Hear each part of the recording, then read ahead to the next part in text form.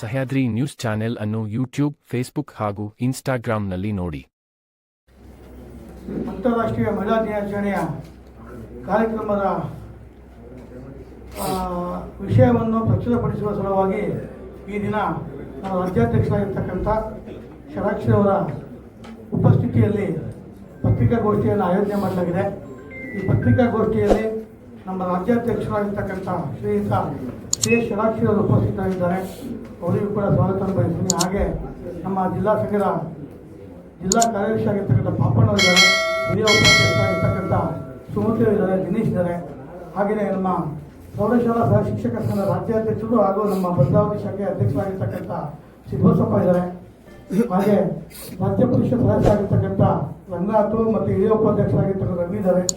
ಅದ್ರ ಜೊತೆಯಲ್ಲಿ ವಿಶೇಷವಾಗಿ ನಮ್ಮ ಸಂಘದ ಗೌರವಾಧ್ಯಕ್ಷರಾಗಿರ್ತಕ್ಕಂಥ ನರಸಿಂಹಮೂರ್ತಿ ಇದ್ದಾರೆ. ಅವರಿಗೂ ಸ್ವಾಗತವನ್ನು ಬಯಸ್ತೀನಿ. ಅದ್ರ ಜೊತೆಯಲ್ಲಿ ವಿಶೇಷವಾಗಿ ನಮ್ಮ ಯಾವುದೇ ಕಾರ್ಯಕ್ರಮ ಇರಲಿ ಅತ್ಯಂತ ಹೆಚ್ಚಿನ ಪ್ರಮಾಣದಲ್ಲಿ ಪ್ರಚುರಪಡಿಸಿ ನಮ್ಮ ಸಂಘದ ಗೌರವ ಮತ್ತು ವಿಶ್ವಾಸವನ್ನು ಹೆಚ್ಚು ಮಾಡಿರ್ತಕ್ಕಂಥ ಎಲ್ಲ ಪತ್ರಿಕಾ ಮಿತ್ರರಿಗೆ ಪ್ರೀತಿಪೂರ್ವಕವಾದ ಸ್ವಾಗತವನ್ನು ಬಯಸಿ ಮುಂದಿನ ಪತ್ರಿಕಾಗೋಷ್ಠಿಯನ್ನು ಗೌರವಾಧ್ಯಕ್ಷ ನಮ್ಮ ಸಂಘದ ಗೌರವಾನ್ವಿತ ಅಧ್ಯಕ್ಷರಾಗಿರ್ತಕ್ಕಂಥ ಷಡಾಕ್ಷರಿ ಸರ್ ನಡೆಸ್ಕೊಡ್ಬೇಕು ಅಂತೇಳಿ ಮನವಿ ಮಾಡ್ಕೊತೀನಿ. ಮನೆ ಮೋಹನ್ ಕುಮಾರ್ ಅವರು ಜಿಲ್ಲಾಧ್ಯಕ್ಷರು, ಹಿರಿಯ ಉಪಾಧ್ಯಕ್ಷರು, ರಾಜ್ಯ ಸಂಘ ಸ್ವಾಗತ ಬಯಸ್ತೇನೆ. ತಮಗೆ ಗೊತ್ತಿರುವ ಹಾಗೆ ಪ್ರತಿ ವರ್ಷ ಕರ್ನಾಟಕ ರಾಜ್ಯ ಸರ್ಕಾರಿ ನೌಕರ ಸಂಘದಿಂದ ಪ್ರತಿಭಾ ಪುರಸ್ಕಾರವನ್ನು ಮಾಡ್ತೇವೆ. ಇದು ರಾಜ್ಯ ಸಂಘದಿಂದ ಮಾಡುವಂಥದ್ದು, ಜಿಲ್ಲಾ ಸಂಘದ ಸಹಯೋಗದೊಂದಿಗೆ ಮಾಡುವಂಥ ಕಾರ್ಯಕ್ರಮ. ಇದೇ ಮೊಟ್ಟ ಮೊದಲ ಬಾರಿಗೆ 28ನೇ ತಾರೀಕು ಪ್ರಾರಂಭ ಮಾಡ್ತಾ ಇದ್ದೀವಿ. ಶಿವಮೊಗ್ಗ ಜಿಲ್ಲೆಯಿಂದ ಸುಮಾರು 450 ವಿದ್ಯಾರ್ಥಿಗಳು ಅವರ ಫ್ಯಾಮಿಲಿ ಶಿವಮೊಗ್ಗದಲ್ಲಿ ಅವತ್ತು ಗ್ಯಾದರ್ ಆಗ್ತಾರೆ. ಅದೇ ರೀತಿ 5, 6ನೇ ತಾರೀಕೆಲ್ಲ ಕೂಡ ಚಿತ್ರದುರ್ಗ, ದಾವಣಗೆರೆ ಆ ಥರ ಸಾಟರ್ಡೇ ಸಂಡೇಸ್ ಮಾತ್ರ ಆ ಇವೆಂಟ್ ಮಾಡ್ತೇವೆ. ಸೊ 11ನೇ ತಾರೀಕು ಬೆಂಗಳೂರಿನಲ್ಲಿ 10 ಜಿಲ್ಲೆ ಸೇರಿ ಮಾನ್ಯ ಮುಖ್ಯಮಂತ್ರಿಗಳು ಆ ಕಾರ್ಯಕ್ರಮಕ್ಕೆ ಕೂಡ ಭಾಗವಹಿಸ್ತಾ ಇದ್ದಾರೆ. ಹೀಗೆ 10,000 ವಿದ್ಯಾರ್ಥಿಗಳು ಇಡೀ ರಾಜ್ಯದಲ್ಲಿ 90 and above ಅಂಕಗಳನ್ನು ತೆಗೆದಿರೋರಿಗೆ 2,000 ರೂಪಾಯಿ ನಗದು ಪುರಸ್ಕಾರ, ಒಂದು ಶಾಲು, ಹಾರ, ಒಂದು ಸ್ಮರಣಿಕೆಯನ್ನು ಕೊಟ್ಟು, ಒಂದು ಬ್ಯಾಗ್ ಅನ್ನು ಕೊಟ್ಟು ಗೌರವಿಸುವಂತ ಕೆಲಸವನ್ನ ಪ್ರತಿ ಜಿಲ್ಲಾ ಕೇಂದ್ರದಲ್ಲಿ ಹೋಗಿ ಆ ವಿದ್ಯಾರ್ಥಿಗಳನ್ನ ಗುರುತಿಸುವಂತ ಕೆಲಸ ಮಾಡ್ತಾ ಇದ್ದೇವೆ. ಅದು ಈ ವರ್ಷ ಅಲ್ಲ, ಕಳೆದ 6 ವರ್ಷದಿಂದ ನಿರಂತರವಾಗಿ ಮಾಡ್ತಾ ಇದ್ದೇವೆ. 8ರಿಂದ 10,000 ವಿದ್ಯಾರ್ಥಿಗಳು ಆನ್ಲೈನ್ ಮೂಲಕ application, online selection, online communication ಮತ್ತೆ ಆನ್ಲೈನ್ ಅಲ್ಲಿ ಕೂಡ ಅವರು ಕಮ್ಯುನಿಕೇಟ್ ಆದ್ಮೇಲೆ ಆ ಪ್ಲೇಸ್ ನಲ್ಲಿ ಬಂದು ಆ ಕಾರ್ಯಕ್ರಮದಲ್ಲಿ ಕೂಡ ಅವರು ಭಾಗವಹಿಸುವಂತದ್ದು. ಅದರ ಮುಂದುವರೆದ ಭಾಗವಾಗಿ ಈ ವರ್ಷ 28ನೇ ತಾರೀಕು ಮೊದಲ ಪ್ರತಿಭಾ ಪುರಸ್ಕಾರ ಕಾರ್ಯಕ್ರಮ ಶಿವಮೊಗ್ಗದಿಂದ ಪ್ರಾರಂಭ ಆಗ್ತಾ ಇದೆ ಅನ್ನೋದನ್ನ ತಮಗೆ ಹೇಳಲಿಕ್ಕೆ ಬಯಸ್ತೇನೆ. ಅಲ್ಲಿರುವಂತಹ ಎಲ್ಲ ಸರ್ಕಾರಿ ನೌಕರರ ಮಕ್ಕಳಿಗೆ ಮಾತ್ರ ಈ ಪ್ರತಿಭಾ ಪುರಸ್ಕಾರವನ್ನ ನಾವು ನೀಡುವಂಥದ್ದು. ಪ್ರತಿ ವರ್ಷ ಈ ಕಾರ್ಯಕ್ರಮಕ್ಕೋಸ್ಕರ ನಾವು ಅಧ್ಯಕ್ಷರಾದ್ಮೇಲೆ ಈ ಯೋಜನೆ ನಾನು ಚುನಾವಣೆ ನಿಂತ ಹೇಳಿದ್ದೆ, ಈ ನನ್ನ ಆಯ್ಕೆ ಮಾಡಿದ್ರೆ ಇದನ್ನು ಕಂಪಲ್ಸರಿ ಮಾಡ್ತೇನೆ ಅಂತೇಳಿ. ಕಳೆದ 5 ವರ್ಷದಿಂದ ಈ ಕಾರ್ಯಕ್ರಮ ಮಾಡ್ತಾ ಇದ್ದೇವೆ. ಬಹುಶಃ ಪ್ರತಿ ವರ್ಷ ಒಂದು 2ರಿಂದ 3 ಕೋಟಿ ವೆಚ್ಚದಲ್ಲಿ ಈ ಯೋಜನೆಯನ್ನ ಇಡೀ ರಾಜ್ಯದಲ್ಲಿ ಪ್ರತಿಯೊಬ್ಬ ನೌಕರರ ಮಕ್ಕಳಿಗೆ ಕೂಡ ಕರೆದು ಗೌರವಿಸುವಂತ ಒಂದು ಕೆಲಸವನ್ನು ಮಾಡ್ತಾ ಇರೋದು ಸಂಘಕ್ಕೆ ಅತ್ಯಂತ ಸಂತೋಷವನ್ನು ತಂದಿದೆ ಅಂತ ಹೇಳಲಿಕ್ಕೆ ಬಯಸ್ತೇನೆ. SSLC ಮತ್ತೆ PUC ನಲ್ಲಿ ಈಗ ಶಿವಮೊಗ್ಗ ಜಿಲ್ಲೆಯಲ್ಲಿ 450 ಅಂತ ಹೇಳಿದ್ರೆ ಅರೌಂಡ್ ಅವರೇಜ್ ಎಲ್ಲ ಜಿಲ್ಲೆಯಲ್ಲೂ ಕೂಡ ಅದೇ ರೀತಿಯಲ್ಲಿ ಇರ್ತಾರೆ. ಸಂತೋಷ ಅಂತ ಹೇಳಿದ್ರೆ ಬೆಂಗಳೂರು ಬಿಟ್ಟ ಹೈಯೆಸ್ಟ್ 90% ಹೆಚ್ಚಿಗೆ ಆಗಿರೋದು second Shivamogga, third Hassan. So ಹಾಗಾಗಿ ನಮ್ಮ ಜಿಲ್ಲೆಯಲ್ಲಿ ಕೂಡ ಅನ್ನುವಂಥ ಸಂತೋಷದ ಮಾತನ್ನು ಹೇಳ್ತಾ ಈ ಕಾರ್ಯಕ್ರಮದಲ್ಲಿ ನಮ್ಮ ತುಮಕೂರಿನ ರಾಮಕೃಷ್ಣ ಆಶ್ರಮದ ವೀರೇಶ್ವರ ಶ್ರೀಗಳು ಕೂಡ ಬರ್ತಾ ಇದ್ದಾರೆ. ಅವರು ಅಂದ್ರೆ ಸಂದೇಶಗಳ ನುಡಿಗಳನ್ನು ಮಾಡ್ತಾ ಇದ್ದಾರೆ. ಲೋಕಸಭಾ ಸದಸ್ಯರು ರಾಘವೇಂದ್ರ ಅವರು ಬರ್ತಾ ಇದ್ದಾರೆ, ಉದ್ಘಾಟನೆ ಮಾಡ್ತಾ ಇದ್ದಾರೆ.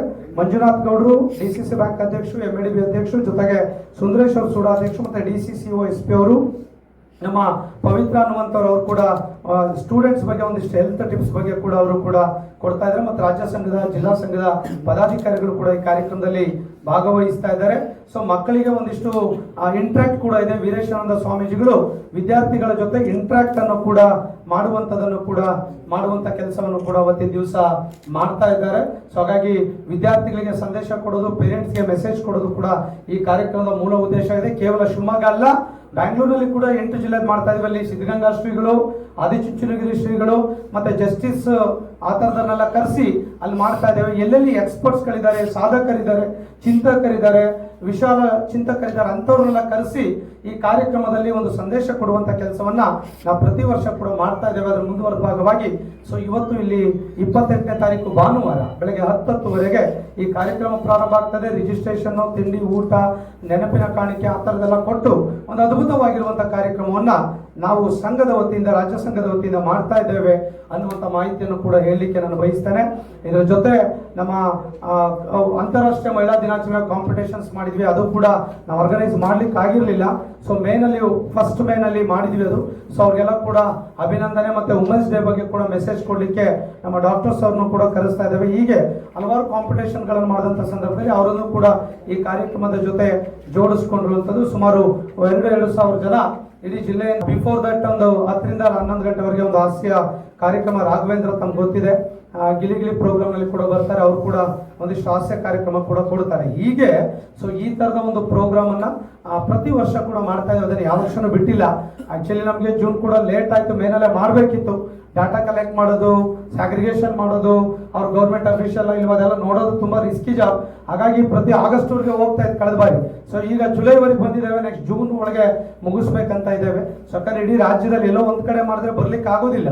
ನಾವು ಆಯಾ ಜಿಲ್ಲೆಗಳಲ್ಲಿ ಈಗ ಬ್ಯಾಂಗ್ಳೂರು ಹೋದ್ರೆ ಬೆಂಗಳೂರು, ಕೋಲಾರ, ಚಿಕ್ಕಬಳ್ಳಾಪುರ, ತುಮಕೂರು, ರಾಮನಗರ ಅದೆಲ್ಲ ಸೇರಿ ಅಲ್ಲಿ ಪಾಯಿಂಟ್ ಮಾಡ್ತೇವೆ. ಸೊ ಹೀಗೆ ಶಿವಮೊಗ್ಗದ ಕೂಡ ಇವತ್ತು 28ನೇ ತಾರೀಕಲ್ಲಿ ಕಾರ್ಯಕ್ರಮವನ್ನು ಮಾಡ್ತಾ ಇದ್ದೇವೆ ಅನ್ನುವಂಥ ಮಾಹಿತಿಯನ್ನ ನಾನು ತಮ್ಮ ಗಮನಕ್ಕೆ ಹೇಳಲಿಕ್ಕೆ ನಾನು ಬಯಸ್ತಾ ಇದ್ದೇನೆ. ಈ ಕಾರ್ಯಕ್ರಮದಲ್ಲಿ ಎಲ್ಲರಿಗೂ ಕೂಡ ಕಮ್ಯುನಿಕೇಶನ್ ಸಿಸ್ಟಮ್ಯಾಟಿಕ್ ಆಗಿ ಇವೆಂಟ್ ಅನ್ನು ಕೂಡ ಆರ್ಗನೈಸ್ ಮಾಡ್ತಾ ಇದ್ದೇವೆ. ಸೊ ನೌಕರರು ಅವರ ವೆಲ್ಫೇರ್ಗಾಗಿ ಈ ತರದ ಒಂದು ಒಳ್ಳೆಯ ಆಲೋಚನೆಗಳನ್ನ ಮಾಡಿಕೊಂಡು ಈ ಪ್ರೋಗ್ರಾಮ್ ಅನ್ನು ಕೂಡ ನಾವು ಮಾಡ್ತಾ ಇದ್ದೇವೆ ಎನ್ನುವಂತ ಮಾಹಿತಿಯನ್ನ ಹೇಳಲಿಕ್ಕೆ ಬಯಸ್ತೇವೆ. ಪ್ರತಿಭಾ ಪುರಸ್ಕಾರ, ವುಮೆನ್ಸ್ ಡೇ ಎರಡೂ ಕೂಡ ಶಿವಮೊಗ್ಗ ಜಿಲ್ಲೆ ಸಂಘಾದನ ಕೂಡ ಇದೆ. ಸಿಸ್ಟಮೆಟಿಕ್ ಆಗಿ ರೀಚ್ ಆಗುತ್ತೆ, ಇನ್ ಟೈಮ್ ಅಲ್ಲಿ ರೀಚ್ ಆಗುತ್ತೆ, ಮತ್ತೆ ಬಹಳ ಸ್ಪಷ್ಟವಾಗಿ ಕೂಡ ರೀಚ್ ಆಗುತ್ತೆ. ಒಂದೇ ಒಂದು ರಿಮಾರ್ಕ್ ಕೂಡ ಎಲ್ಲೂ ಬರ್ಲಿಕ್ಕೆ ಸಾಧ್ಯ ಇಲ್ಲ. ಸೊ ಹಾಗಾಗಿ ಇದೊಂದು ಫಾಲೋಅಪ್ಸ್ ಎಲ್ಲ ಆಗಿದೆ, ವಿಷಯ ಗೊತ್ತಿದೆ. ಅಷ್ಟು ಸುಲಭವಾಗಿ ಸರ್ಕಾರಕ್ಕೂ ಕೂಡ ಆತರ ವಿಚಾರ ಇದೆ. ಸೊ ಎನಿವೆ ಆ ವಿಚಾರದಲ್ಲಿ ನಾವು ನಿಶ್ಚಿತವಾಗಿ ಸಮಯ ಸ್ವಲ್ಪ ತಗೊಳ್ಬಹುದು, ಗುರಿ ಮುಟ್ಟಬೇಕು ಅನ್ನುವಂತ ಅಚಲವಾಗಿರುವಂತಹ ವಿಶ್ವಾಸ ನಮ್ಮಲ್ಲಿದೆ.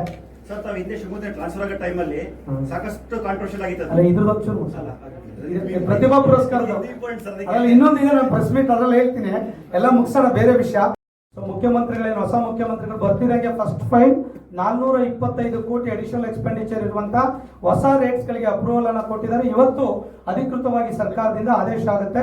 ನಿನ್ನೆ ಒಂದು ಆದೇಶ ಆಗಿದೆ. ನಮ್ಮೆಲ್ಲ ಎಂಪ್ಲಾಯೀಸ್ ಫ್ಯಾಮಿಲಿಗೆ ವರ್ಷಕ್ಕೆ ಹೋಲ್ ಬಾಡಿ ಫ್ರೀ ಆಗಿ ಚೆಕ್ಅಪ್ ಮಾಡುವಂತ ಯೋಜನೆ ನಿನ್ನೆ ಅಧಿಕೃತ ಆದೇಶ ಆಗಿದೆ. ಸೊ ಇವತ್ತು ಅದು ಆದೇಶ ಆಗುತ್ತೆ. ಮೊನ್ನೆ ಮುಖ್ಯಮಂತ್ರಿಗಳ ಅನುಮೋದನೆ ಕೊಟ್ಟಿದ್ದಾರೆ. ಹೊಸ ರೇಟ್ ಕೂಡ ಅಪ್ರೂವಲ್ ಆದ್ಮೇಲೆ ಮ್ಯಾಕ್ಸಿಮಮ್ ಹಾಸ್ಪಿಟಲ್ ಕೂಡ ಎಂಪಾನಲ್ ಆಗ್ತದೆ. ನಮ್ಮ ಸಮಸ್ಯೆಗೆ ಉತ್ತರ ಸಿಕ್ಕಿದೆ ಸರ್. ತಗೊಳ್ತಾ ಇದ್ದಾರೆ. ಸೊ ಮನೇಲಿ 200 ವ್ಯಾಟ್ಸ್ ಗಿಂತ ಕೆಳಗಿರೋರೆಲ್ಲ ಇದನ್ನ ತಗೊಳ್ತಾ ಇದ್ದಾರೆ ಅನ್ನುವಂತ ಒಂದಿಷ್ಟು ವಿಚಾರಗಳ ಚರ್ಚೆ ಇದೆ. ಸೊ ಹಾಗಾಗಿ ನಮ್ಗೇನು ಸರ್ಕಾರ ಇದುವರೆಗೆ ಕೂಡ ಅಪ್ರೋಚ್ ಮಾಡಿಲ್ಲ. ಆ ತರದ ಏನಾದ್ರು ಅಪ್ರೋಚ್ ಮಾಡಿದ್ರೆ ನಮ್ಮ ನಿಲುವನ್ನು ನಾವು ತಿಳಿಸ್ತೇವೆ. ಸರ್ಕಾರ ಯಾವ ರೀತಿಯಾದ ನಿರ್ಧಾರಗಳನ್ನ ತೆಗೆದುಕೊಳ್ಳಿಕ್ಕೆ ಅವ್ರು ಮುಕ್ತರಾಗಿದ್ದಾರೆ. ಇನ್ನೊಂದು ಹೇಳಲಿಕ್ಕೆ ಬಯಸ್ತಾನೆ, ಮಹಿಳಾ ನೌಕರರು ಇದ್ದಾರೆ. ಎಷ್ಟು ಪರ್ಸೆಂಟೇಜ್ ಇದೆ? 2,80,000 ಜನ. ಬಸ್ ಸವಾರಿ ಮಾಡ್ಕೊಳ್ಳೋರು ಮ್ಯಾಕ್ಸಿಮಮ್ 8,000 to 10,000 ಅಷ್ಟೇ. ಎಲ್ಲರೂ ಏನ್ ತಗೊಳ್ಳೋದಿಲ್ಲ. ಸ್ವಂತ ಬೈಕ್ ಇದೆ, ಕಾರ್ ಇದೆ. ಮತ್ತೆ ಹೆಡ್ ಕ್ವಾರ್ಟರ್ಗಳಲ್ಲಿ ಯಾರು ಕೂಡ ಆತರದಲ್ಲಿ ಶಿವಮೊಗ್ಗದಲ್ಲಿ 1,200 ಜನ ಟೀಚರ್ಸ್ ಇದ್ದಾರೆ. ಈಗ ಸಿರಿಗೆರೆ, ತಮ್ಮನಹಳ್ಳಿಗೆ, ಉಂಬ್ಳೆಬೈಲಿಗೆ ಗೌರ್ಮೆಂಟ್ ಬಸ್ ಎಲ್ಲ ಹೋಗುತ್ತೆ? ಹೋಗೋದಿಲ್ಲ. ಎಕ್ಸಾಂಪಲ್ ಆ ತರದಲ್ಲಿ ಇದ್ದಾರೆ. ಎಲ್ಲೋ ಶಿಕಾರಿ, ಸೊರಬಕ್ಕೆ, ಸಾಗರಕ್ಕೆ ಎಲ್ಲಿ ಗೌರ್ಮೆಂಟ್ ಬಸ್ಸಸ್ಗಳಿದೆ? ಎಲ್ಲರೂ ಪ್ರೈವೇಟ್ ಅಲ್ಲಿ. ಆತರ ಪ್ರೈವೇಟ್ ಲೈನೇ ತುಂಬಾ ಇದೆ. ಸೊ ಎಲ್ಲೆಲ್ಲಿದೆ? ಇನ್ನೇನು ಧರ್ಮಸ್ಥಳಕ್ಕೆ ಹೋಗ್ತಾರೆ, ಕೂಡಲ ಸಂಗಮಕ್ಕೆ ಹೋಗ್ತಾರೆ ಅಂದ್ರೆ ಆ ತರದಲ್ಲಿ ಏನು ಪರಿಸ್ಥಿತಿಗಳಿಲ್ಲ, ರಜೆಗಳಿಲ್ಲ. ಶನಿವಾರ ಮಧ್ಯಾಹ್ನ ಮುಗಿದ್ರೆ ಹೋಗಿ ಬರೋಕ್ಕೂ ಟೈಮ್ ಆಗಲ್ಲ. ಹಾಗಾಗಿ ಹೆಚ್ಚಿನ ಅವೈಲೇಬಲ್ ಬಳಸ್ಕೊಳ್ತಾ ಇಲ್ಲ ಅನ್ನೋದನ್ನು ಕೂಡ ಹೇಳಲಿಕ್ಕೆ ಬಯಸ್ತೇನೆ. ಸೊ ಹಾಗಾಗಿ ನೋಡೋಣ, ಅವ್ರೇನಿನ್ನ ಗೃಹಲಕ್ಷ್ಮಿ ಆ ತರದೆಲ್ಲ ನಮ್ಗೆ ಯಾರಿಗೇನು ಸಿಗೋದಿಲ್ಲ. 2 ಅಷ್ಟೇ ಸಿಗ್ತಾ ಇರೋದು. ಸೊ 2ರಲ್ಲಿ ಎಲ್ಲರೂ ಕೂಡ ತಗೊಳ್ತಾ ಇಲ್ಲ. ಇನ್ನೇನು 200 ವ್ಯಾಟ್ಸ್ ಆ ತರದನ್ನ ಎಲ್ಲರೂ ತಗೊಳ್ತಾ ಇಲ್ಲ. ಸೊ ನಾವಿಲ್ಲ, ಬೇರೆ ಯಾರಿಲ್ಲ. ಕೆಲವರು ಯಾರು ಸಣ್ಣ ಮನೇಲಿ ಇರ್ತಾರೆ, ಆ ತರದಿದೆ. ಸರ್ಕಾರ ಅದಕ್ಕೆ ಅವ್ರ ನಿಲುವುಗಳನ್ನು ತೆಗೆದುಕೊಳ್ಳಿ. ನಾವೇನಾದ್ರ ಬಗ್ಗೆ ವಿರೋಧಗಳನ್ನು ವ್ಯಕ್ತಪಡಿಸೋದಿಲ್ಲ. ಸರ್ಕಾರ ನಿಲುವೇನ್ ತಗೊಂಡಿಲ್ಲ. ಸರ್, ಸರ್ಕಾರ ನಿಲುವೇನ್ ತಗೊಂಡಿಲ್ಲ. ಗಿವ್ ಅಪ್ ಸ್ಟೈಲ್ ಅಲ್ಲಿ ಏನಾದ್ರು ಬಿಟ್ಕೊಡ್ಬೇಕು. ಗಿವ್ ಅಪ್ ಅನ್ನೋದು ಈಗ 1 ತಿಂಗಳು 2 ತಿಂಗಳಿಂದ ಹೇಳಿದ್ರು. ಬಟ್ ನಮಗ್ ಬಂದಿಲ್ಲಲ್ಲ ಸರ್. ನಮಗ್ ಕೇಳಬೇಕಲ್ಲ. ನಮಗ್ ಕೇಳಿಲ್ಲ ಸರ್. ನಾವು ಕೊಡ್ಬೇಕಾದ್ರೂ ನಮಗ್ ಕೇಳಿಲ್ಲ. ಈಗಾದ್ರೂ ಕೇಳಿದ್ರೆ ಅವ್ರಿಗೆ ಉತ್ತರ ಕೊಡ್ತಾರೆ ಸರ್. ಹಾಗಾಗಿ ಅವ್ರು ಕೇಳಿದಾಗ ರಿಪ್ಲೈ ಮಾಡೋಣ ಅಂತೀನಿ. ಪರಮೇಶ್ವರ್ ಸ್ವಾಮಿ, ಬೇಗ ಬನ್ರಿ, ಲೇಟ್ ಮಾಡ್ಬಾರ್ದು. ಬೇಗ ಬನ್ನಿ. ವಾರ ಕಂಟ್ರಾಜ್